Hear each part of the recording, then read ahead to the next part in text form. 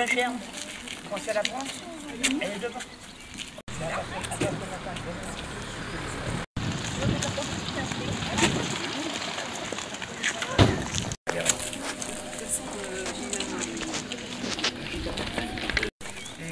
Quand il voit ça, ses copains avec un, et puis Dominique, il dit oui, mais on fait pas ça.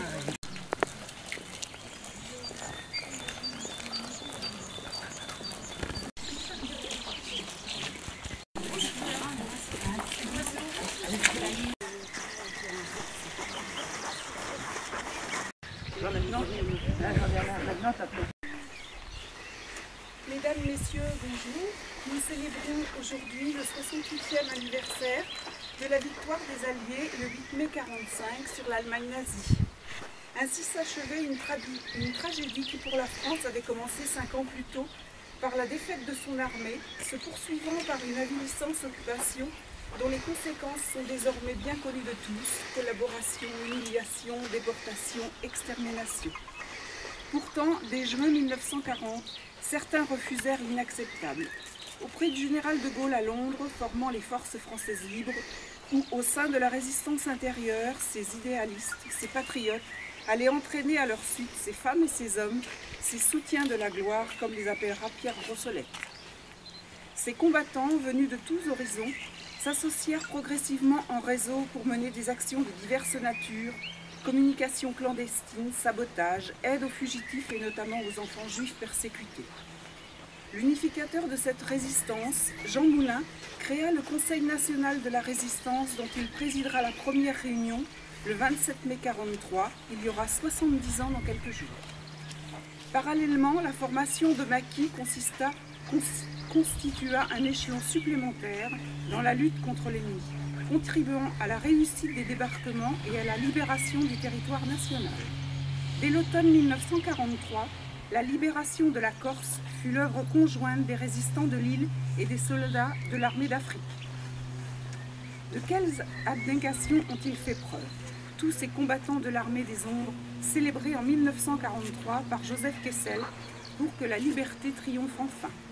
Jamais la France n'a fait guerre plus haute et plus belle que celle des caves, où s'impriment ses journaux libres, des terrains nocturnes et des criques secrètes où elle reçoit ses amis libres et d'où partent ses enfants libres, des cellules de torture où, malgré les tenailles, les épingles rougies au feu et les os broyés des Français meurent en hommes libres. C'est un texte de Joseph Kessel.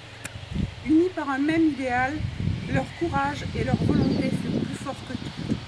En cette année 2013, à travers l'année de la résistance, c'est à eux tous que la nation rend hommage, à toutes ces femmes, tous ces hommes dont le sacrifice librement consenti permit à la France de siéger à la table des vainqueurs le 8 mai 1945 et à l'Europe de se reconstruire. Moins de 20 ans plus tard, le traité de l'Élysée, signé par le général de Gaulle et le chancelier Adenauer, allait ouvrir la voie à une amitié franco-allemande profonde et durable dont nous célébrons le 50e anniversaire cette année. Il est l'un des ciments de la paix de l'Europe. Notre devoir est d'œuvrer aujourd'hui, comme hier, pour le maintien de cet héritage de paix légué par les combattants de la Seconde Guerre mondiale. Déposer la gerbe.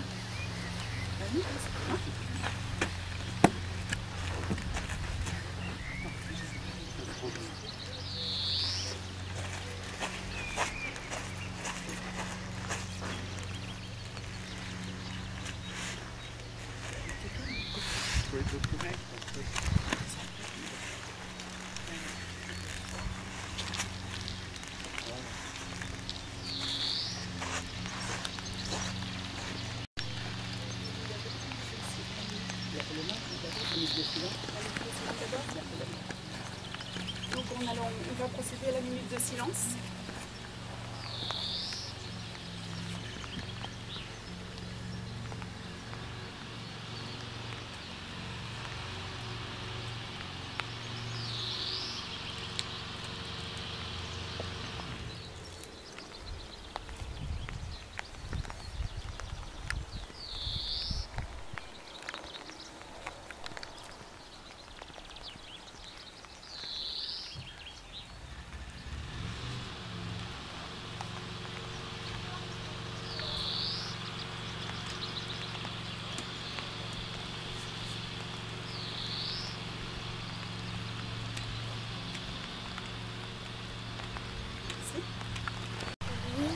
Mort pour la France. Renaud Louis. Mort pour la France. L'équipe François. Mort pour la France. Muet Alexandre. Mort pour la France. Brice-Sacher. Georges. Mort pour la France. Audouin. Sylvain. Mort pour la France. Lioro Maurice. Mort pour la France. Berton Joseph. Mort pour la France. Poiron Denis. Mort pour la France. Cosson Émilie. Mort pour la France. Ménard Edmond. Mort pour la France. Vieuge Gustave. Mort pour la France. Rouget René. Mort pour la France. Gaudron José. Mort pour la France. L'évêque José. Mort pour la France. Marchais Louis. Mort pour la France. Héron Henri. Mort pour la France.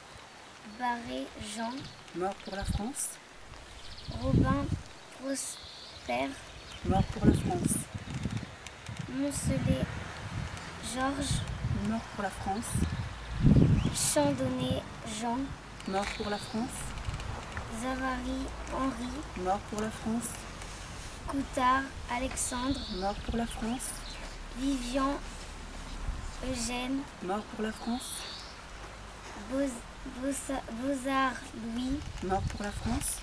Dutier Eugène. Mort pour la France. Guerol Joseph. Mort pour la France. Gongier Aimé. Mort pour la France. Duloir Auguste. Mort pour la France. Edeline René. Mort pour la France. Bergeron Charles. Mort pour la France. Avena Désiré. Mort pour la France. Balleur Alexandre. Mort pour la France. Brault Albert. Mort pour la France. Branchu Eugène. Mort pour la France. Rousseau Désiré. Mort pour la France. Et ensuite, tu as commandant, ça veut dire commandant. Commandant de Banville. Mort pour la France.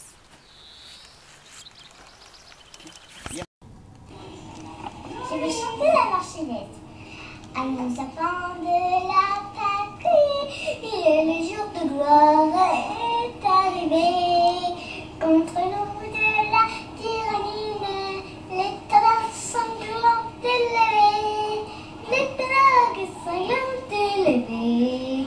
Entendez-vous dans les campagnes mûres, ces féroces se bras, ils viennent jusque dans vos bras, égorgez vos fils et vos compagnes, aux armes citoyens, formez vos bataillons, marchons, marchons, sans son appui, abreuve nos sillons. Qui est nécessaire pour perpétrer le devoir de minuit. C'est bien, il y a beaucoup d'enfants. Oui, c'est bien. C'était aussi copains l'année prochaine, allez le promener au 11 novembre. Hein, c'est bien les enfants, bravo. Je te remercie beaucoup. On va retourner à la mairie.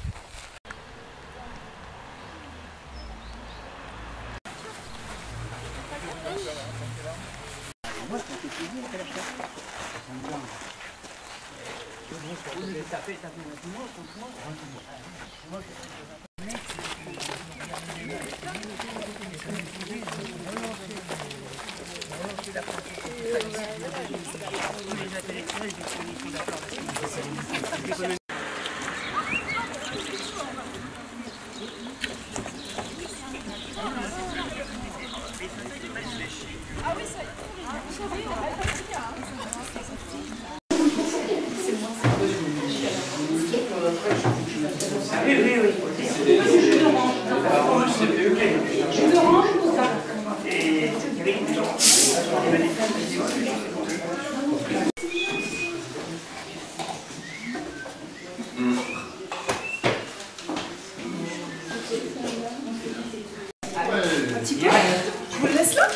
Merci beaucoup, madame.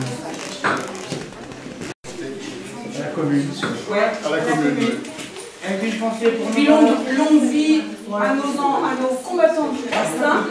Et puis tous les morts qui ont été cités, c'est de la guerre 14-18. Et à Saint-Antoine-de-Rocher, heureusement en fait, pour la commune, il n'y a eu aucune victime, en fait, aucun mort pour la France en 39-45, au conflit 39-45. Et en Algérie non plus.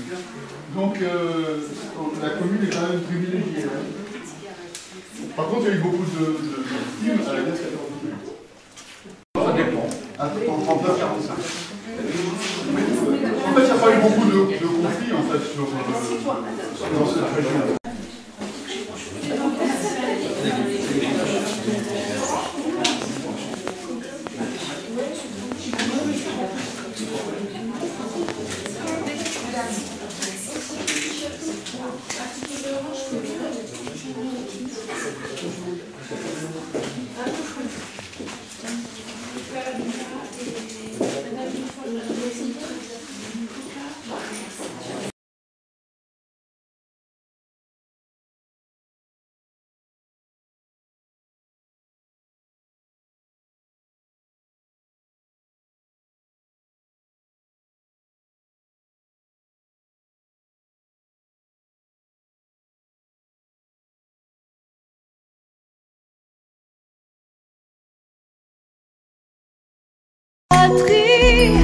Soyez plus forts, restez unis.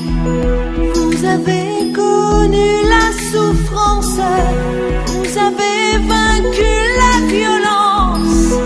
Pour la paix, pour l'amour de la France, souvenez-vous de vos campagnes, c'était vos parents, vos anciens.